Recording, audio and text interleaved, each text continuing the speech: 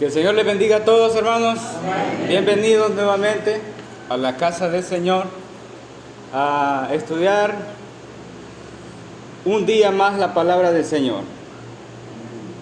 Y ya iniciamos directamente al tema. ¿Recuerdan el tema que estamos estudiando? ¿Sí? Los dones espirituales. Amén. Que Dios bendiga a la hermana Gloria que va pendiente de la clase. El día de hoy vamos a estudiar los dones espirituales. Bueno, estamos estudiando los dones espirituales y comenzamos en la sesión anterior y siempre hago un repaso de la clase anterior. ¿Recuerdan qué vimos en la clase anterior? ¿Sí? ¿Un voluntario? Hablamos de continuismo y cesacionismo, ¿verdad? ¿De qué más hablamos acerca de los dones?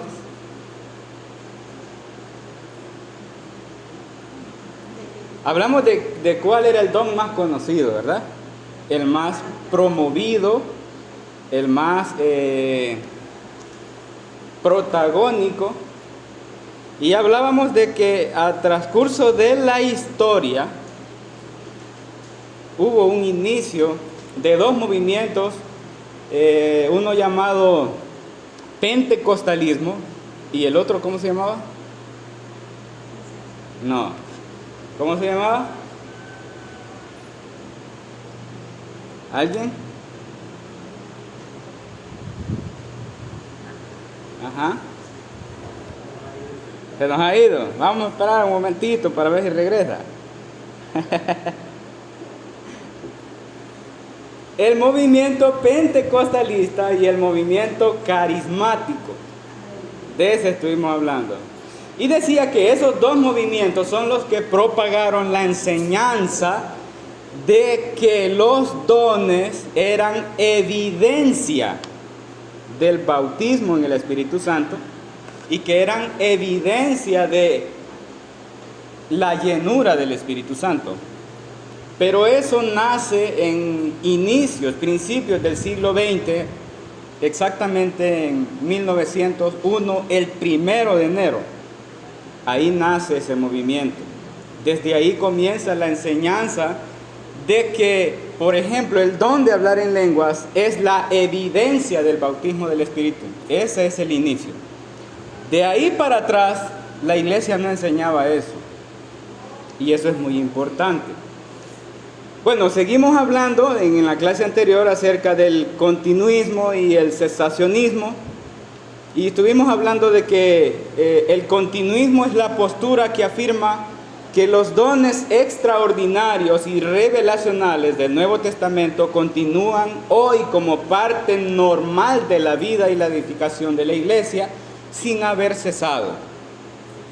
Pero luego hablamos del cesacionismo, que es la postura que afirma que los dones extraordinarios y revelacionales del Nuevo Testamento cesaron como práctica normativa una vez que se cumplió el propósito fundamental y apostólico de la iglesia, sin que eso limite la soberanía de Dios. Bueno, hermanos, nos introducimos a uno de los temas más altamente debatidos, más difundidos, que tienen que ver con la manifestación y la obra del Espíritu Santo, y nos referimos al tema de los dones espirituales. Dije que estudiaríamos este tema despacio y no simplemente vamos a repetir una enseñanza, no lo vamos a hacer de esa forma conformista, como una parte de religiosidad. No nos vamos a quedar con lo que nos enseñaron, sino que vamos a estudiar qué nos enseñaron y qué dice la Biblia. Vamos a estudiar el tema de los dones del Espíritu, tal cual está en la palabra de Dios y como lo enseña la palabra de Dios. Y quiero hoy que nos comprometamos, todos que nos comprometamos a ser fieles al texto escrito en la palabra de Dios. No somos fieles a una enseñanza escuchada, que aprendimos, que nos dijeron que así era. debemos conocer las bases, debemos conocer los cimientos, porque todo tiene un porqué. Y para explicar las cosas y para defender lo que creemos, debemos entender lo que estudiamos. Así que creo que hacemos muy bien con examinar todo por medio de la palabra de Dios para llegar a una verdad que nos corrige, una verdad que nos guía, una verdad que nos enseña lo correcto acerca de todas las cosas. ¿Cuántos creen que la palabra de Dios es la única infalible y la única inerrante? ¿Amén? Amén. ¿Cuántos creen que la Biblia es la palabra inspirada por Dios, la revelación de Dios al hombre, la regla infalible de fe y conducta, superior a la conciencia, mas no contraria a la razón? ¿Cuántos lo creen? Amén. Amén. ¿Lo creemos así? Entonces, al conocer lo que la palabra de Dios dice y nos enseña, seremos probados si consideramos la palabra de Dios como nuestra autoridad.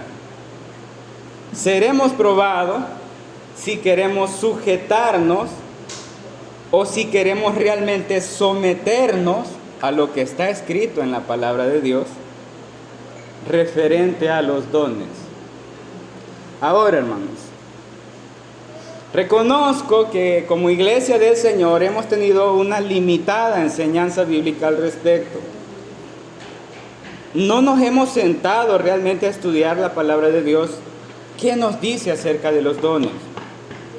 Y sé que ha sido un descuido no solo nuestro, sino también de todos los líderes anteriores a nosotros, antepasados, nacionales como internacionales, que se les hizo más fácil seguir un patrón de enseñanza establecido como esto es lo que creemos y esto hay que enseñar, que sentarse a investigar, que sentarse a estudiar y a examinar por medio de la palabra de Dios para ver el panorama amplio de todo lo que se va a enseñar. Y créanme, hermano, es difícil realmente sentarse a estudiar, no solamente a dejarse ir por lo que sabemos, sino que estudiar todas las cosas. Es difícil. En ningún momento pretendo yo decir que yo tengo la absoluta verdad de algo. Nadie tiene la absoluta verdad de algo. Pero lo que sí me encargo es no simplemente repetir una postura o una enseñanza de interpretación. Lo que realmente necesitamos es conocer la mayoría de posturas al respecto y para poder llegar a un punto en donde podemos evaluar e identificar los errores.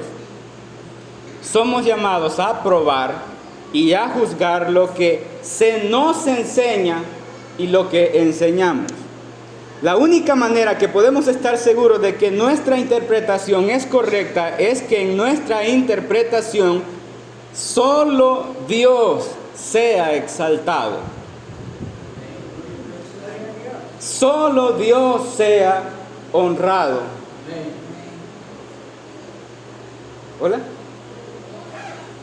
Solo Dios sea honrado, solo Dios sea engrandecido y solo Dios sea admirado. No mezclamos esa gloria con ningún tipo de protagonismo humano, sin importar quién sea.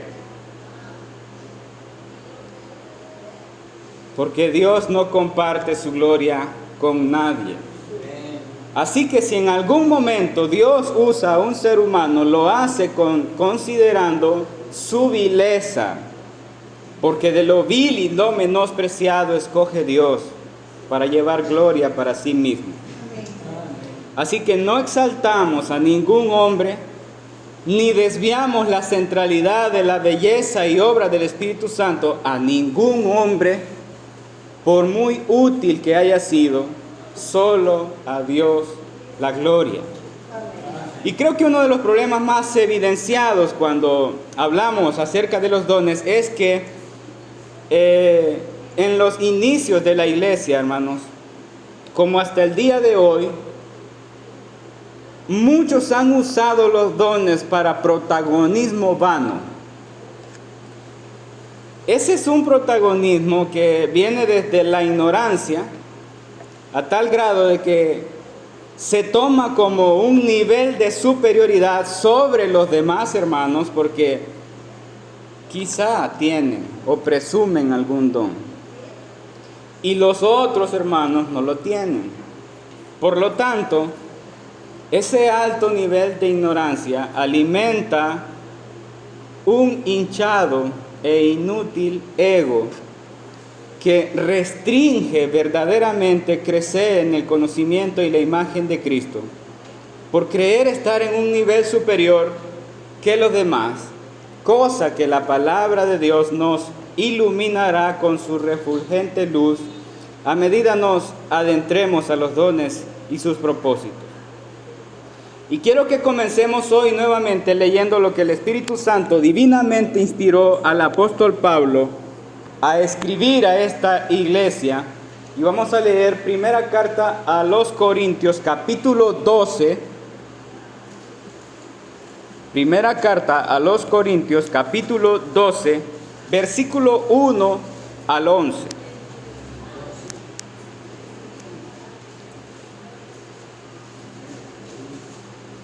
Primera carta a los Corintios, capítulo 12, versículo 1 al 11. No te entiendo nada.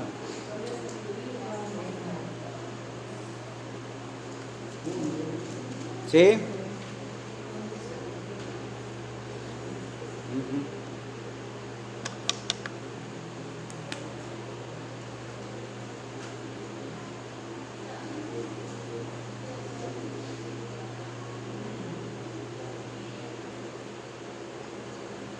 ¿Lo tenemos? Leemos la palabra del Señor como está escrita. No quiero, hermanos, que ignoréis acerca de los dones espirituales. Sabéis que cuando erais gentiles, se os extraviaba, llevándoos como se os lleva a los ídolos mudos. Por tanto, os hago saber que nadie que hable por el Espíritu de Dios llama anatema a Jesús, y nadie puede llamar a Jesús Señor, sino por el Espíritu Santo. Ahora bien, hay diversidad de dones, pero el Espíritu es el mismo. Y hay diversidad de ministerios, pero el Señor es el mismo. Y hay diversidad de operaciones, pero Dios, que hace todas las cosas en todos, es el mismo. Pero a cada uno le es dada la manifestación del Espíritu para provecho, porque a este es dada por el Espíritu palabra de sabiduría, a otro palabra de ciencia según el mismo Espíritu, a otro fe por el mismo Espíritu, a otro dones de sanidades por el mismo Espíritu, a otro el hacer milagros, a otro profecía, a otro discernimiento de espíritu, a otro diversos géneros de lengua y a otro interpretación de lenguas. Pero todas estas cosas las hace uno y el mismo Espíritu, repartiendo a cada uno en particular como Él quiere. El tema que estaremos estudiando hoy es uno y el mismo Espíritu. Uno y el mismo Espíritu. Oramos un momento. Señor, gracias por tu palabra. Gracias, Señor, por tu Espíritu Santo quien ilumina nuestras mentes. Arroja de tu luz en nuestras mentes, Señor. Necesitamos que el brillo de tu palabra nos haga entender la manera en la que tu Espíritu Santo obra. Ayúdenos, Señor, a comprender tu palabra. En el nombre de tu Hijo Jesucristo lo pedimos, Señor. Amén y amén. ¿Cómo es el tema? Uno y el mismo Espíritu. Acabamos de leer, hermano, todos los dones escritos aquí que el apóstol Pablo, inspirado por el Espíritu Santo, escribió. Y comienza primero con el don de palabra de sabiduría. Luego está palabra de ciencia. Luego está el don de fe. Luego está el don de sanidades. Don de milagros. Don de profecía. Don de discernimiento de espíritus. Diversos géneros de lengua. Y don de interpretación de lengua. Lo primero que debemos considerar y lo primero a lo que debemos prestarle atención con respecto a los dones es que hay diversidad de dones y operaciones del Espíritu. Hay diversidad. Esta lista que hay aquí no es una lista concluyente. Es una lista que en ese momento era la más proyectada. Pero el Espíritu Santo en estos versículos dice que son diversos. Así como hay diversos dones, hay diversas manifestaciones del Espíritu y diversos ministerios. Lo leímos, ¿verdad? Bueno, no se está declarando en este pasaje una normativa que el Espíritu Santo señale que estrictamente solamente son estos los dones. Simplemente se está revelando de una forma narrativa los dones del Espíritu Santo visibles en ese momento en la iglesia. Lo otro que encontramos en este pasaje es, que es importante, que la manifestación del Espíritu debe ser para provecho. Lo repito nuevamente, la manifestación del Espíritu debe ser para provecho. Ese lo dice el versículo 7. Pero a cada uno le es dada la manifestación del Espíritu para provecho. En esta parte del versículo podemos encontrar que ese provecho encierra autenticación de ministerios, revelación de la palabra de Dios, autorización divina y edificación de la iglesia. No había ningún don que no tuviese un propósito, no había ningún don que fuese un don sin sentido. Todos tenían un propósito, todos tenían un sentido, todos tenían una razón necesaria por la cual el Espíritu Santo decidió operar y obrar de esa manera en ese momento de la cimentación de la iglesia. No hay ningún don que no fuese sin provecho. Y eso es importante, eso es muy importante. Lo otro que encontramos en este pasaje que estudiamos es que Dios, Espíritu Santo, reparte a cada uno como Él quiere. Esto indica que hay una voluntad soberana del Espíritu Santo y que nosotros no elegimos y nosotros no decidimos qué don tener. No depende de nuestras ganas los dones, no depende de nuestro sacrificio los dones, no dependen de nuestros deseos los dones, depende de la absoluta y sublime voluntad del Espíritu Santo. Amén. Este es un detallazo muy importante y voluntariamente ignorado, porque comúnmente se ha enseñado que debemos buscar los dones, que debemos elegir cuál nos gusta y debemos pedir qué nos gusta y debemos hacer sacrificios para lograrlo, y hasta que culminemos eso, entonces Dios los da. Eso no lo enseña la Biblia. Y lo primero que estamos estudiando ahorita es que el Espíritu Santo reparte a cada uno como Él quiere. No como yo quiero, no como el pastor quiere, no como el cuerpo oficial quiere, sino como Él en su soberana voluntad elige. Amén. Ese es un detallazo muy importante, muy importante.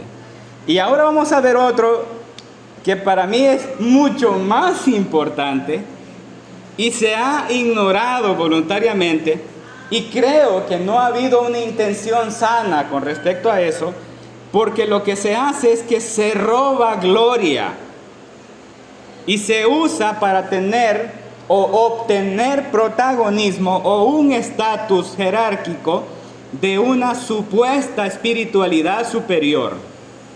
¿Qué estoy diciendo?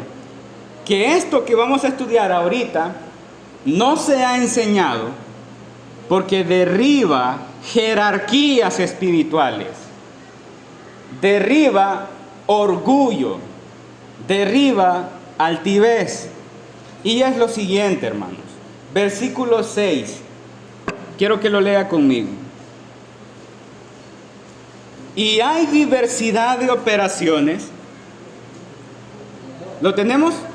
Pero dice la palabra de Dios. Y hay diversidad de operaciones, pero Dios, que hace todas las cosas en todos, es el mismo. Ahora, ¿qué es lo que quiero enfocar? Que todas estas cosas, hablando de los dones, palabras de sabiduría, palabras de ciencia, fe, sanidades, milagros, profecía, discernimiento de espíritu, diversos géneros de lengua y la interpretación de lengua, todas estas cosas son generadas, operadas, ejecutadas y efectuadas solo por el Espíritu Santo. Solo por Él. Amén. Él hace todas las cosas en todos. ¿Qué quiere decir eso? Quiere decir que nadie se lleva el crédito de ningún don, porque Él hace todas las cosas en todos. Él hace todas las cosas en todos. Esto quiere decir que nadie puede realizar ningún don por sí mismo para vanagloriarse por tenerlo. Para explicarlo más claro, nadie da palabra de sabiduría por sí mismo. El Espíritu Santo da la sabiduría. Nadie da palabra de ciencia por sí mismo. El Espíritu Santo da la ciencia. Nadie tiene fe por sí mismo. El Espíritu Santo da la fe. Nadie hace milagros porque el Espíritu Santo es quien hace milagros. Nadie hace sanidades porque el Espíritu Santo es el que sana. Nadie tiene profecía por sí mismo porque el Espíritu Santo es quien da profecía. Nadie discierne espíritus por sí mismo porque es el Espíritu Santo quien exhibe los espíritus.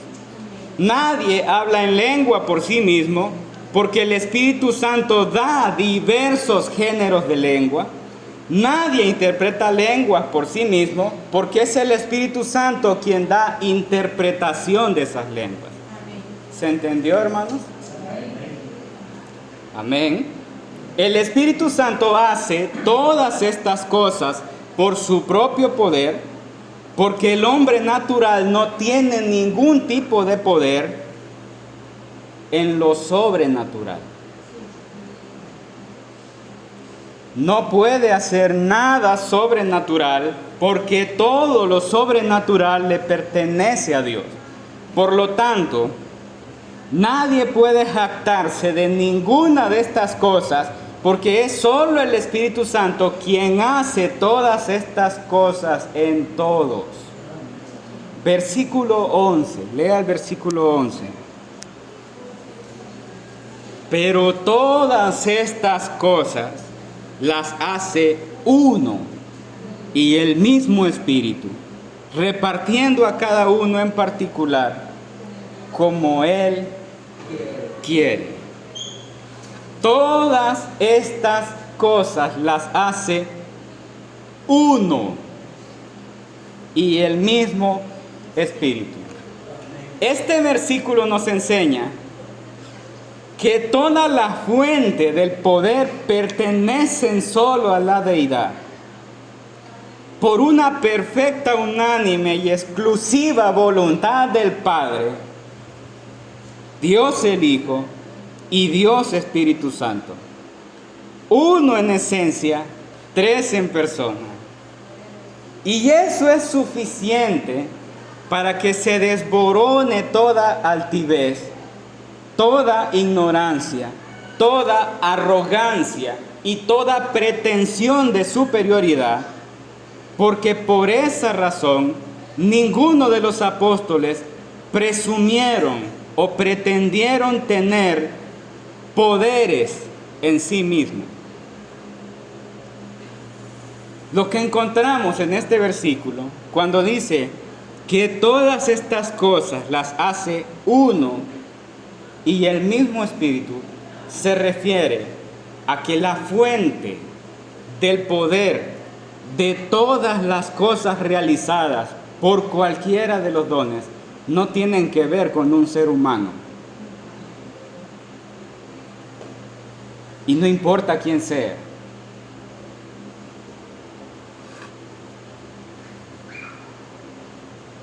Los apóstoles en ningún momento presumieron o pretendieron poder usar esos dones a su propia voluntad.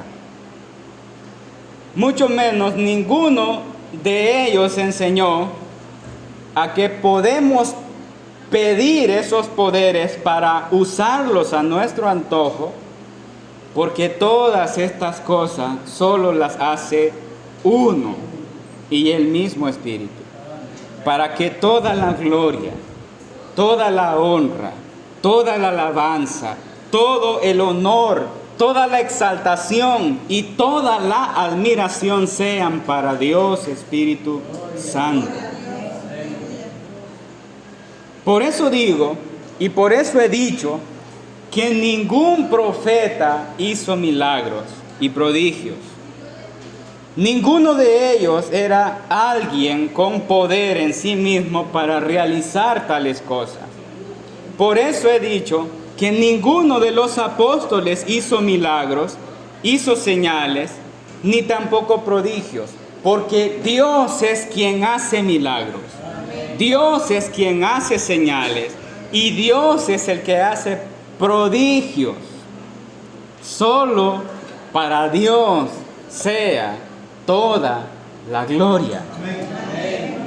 Porque el Señor es el mismo.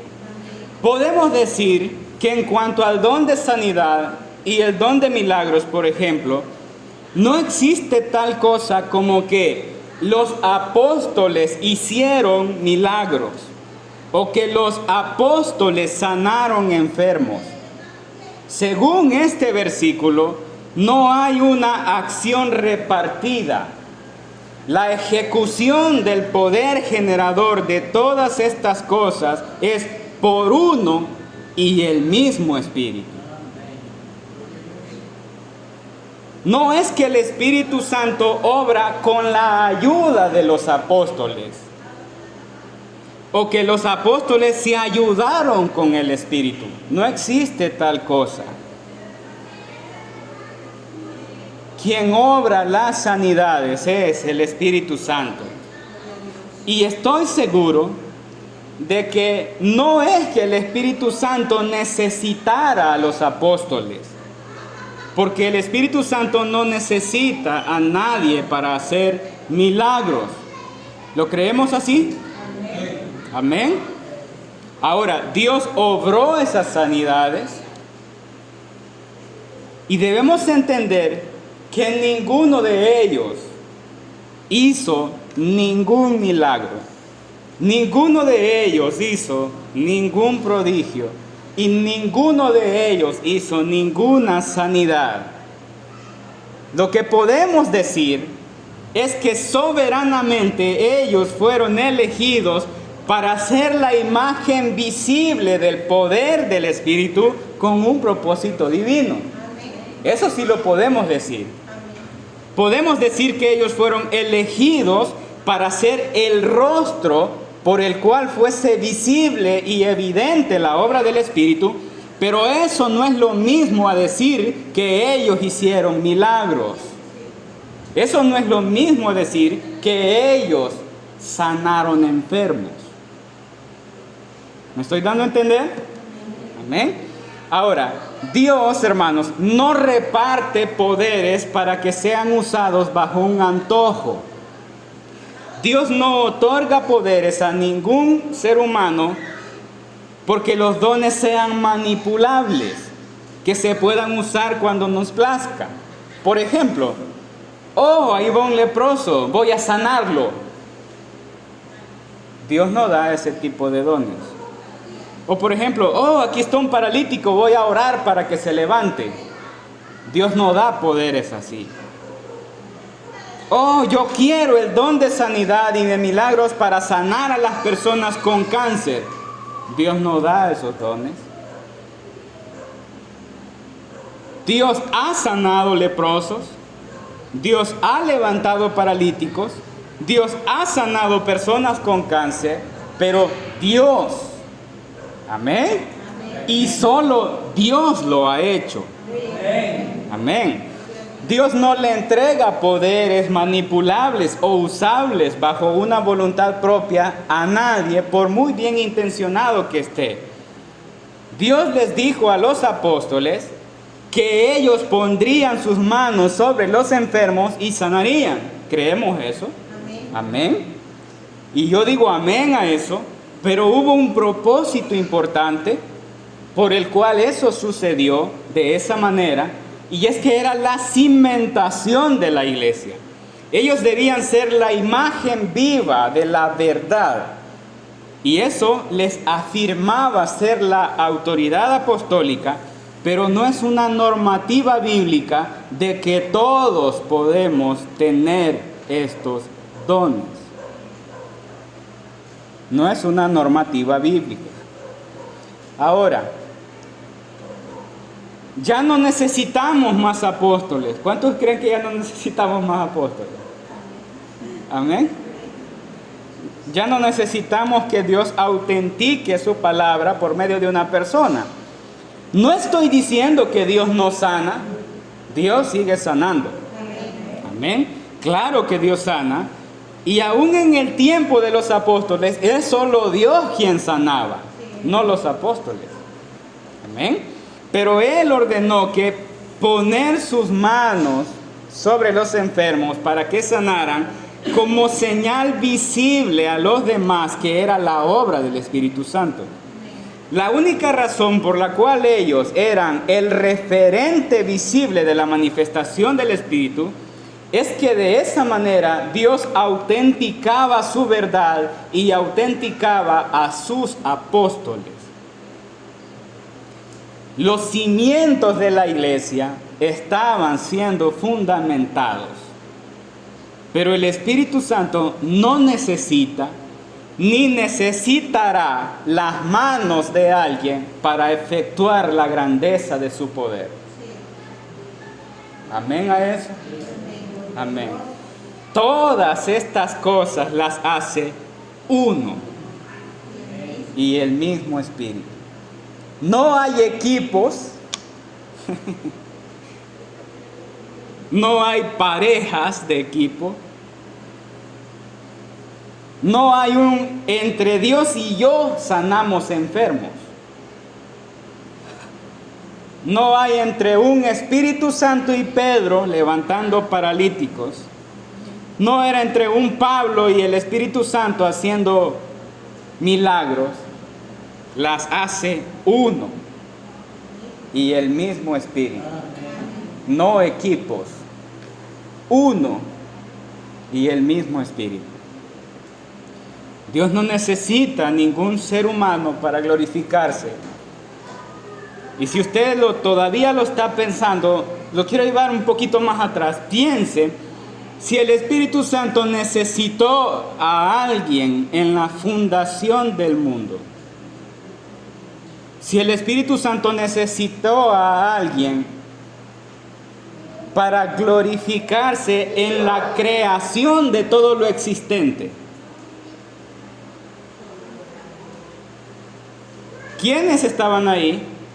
El Padre con su voluntad, el Hijo que es el Verbo, la palabra, y el Espíritu Santo quien ejecutó esa palabra. Por eso es que todas estas cosas las hace uno y el mismo Espíritu. Mi punto es, hermanos, que el don de sanidades y de milagros fue depositado en personas específicas por un propósito necesario, que en la próxima clase, si Dios permite, lo estudiaremos mejor. Pero quiero dejar claro que en cuanto a los dones, todas estas cosas no son hechas en pareja, no son efectuadas mitad el Espíritu Santo y mitad yo. Dios pone las palabras y yo pongo la lengua. Dios pone la sanidad y yo pongo mis manos.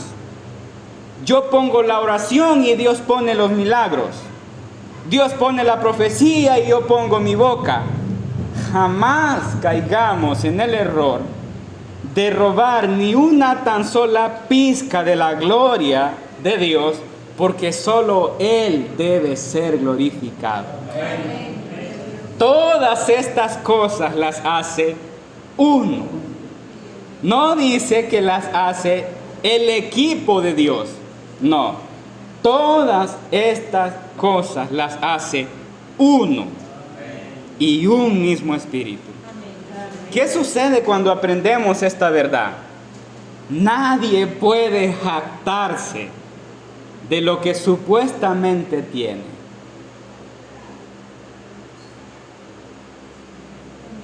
Nadie puede vanagloriarse de algo que no le pertenece. Nadie puede enaltecerse de algo que no puede hacer en sí mismo. Toda la arrogancia es tirada al piso. Toda altivez cae de rodillas.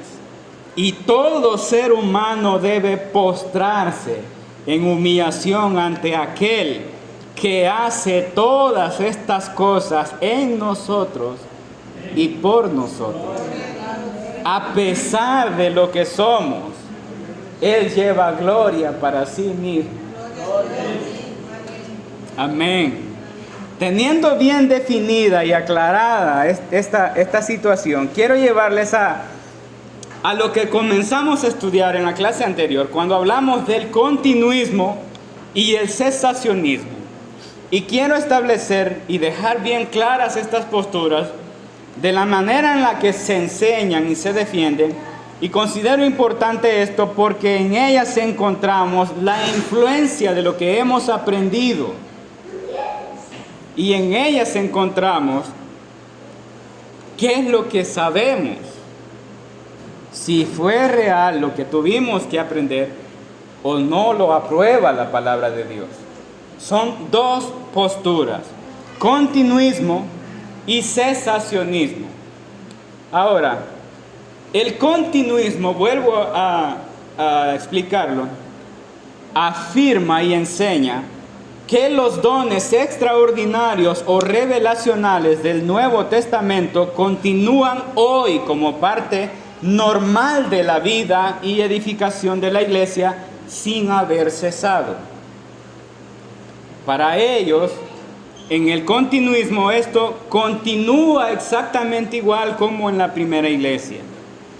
Entonces, la continuidad, según ellos, de los dones se encuentra tal como en las lenguas, en las profecías, en las sanidades, en los milagros, y siguen siendo, esto es importante, el continuismo defiende de que estos dones siguen siendo esperados, siguen siendo buscados y siguen siendo practicados hoy, como en el siglo primero, como en la primera iglesia. Ellos enseñan esto como modelo permanente, como un patrón reproducible, y que esa es la norma por la cual la iglesia se nota si la iglesia está viva o está muerta.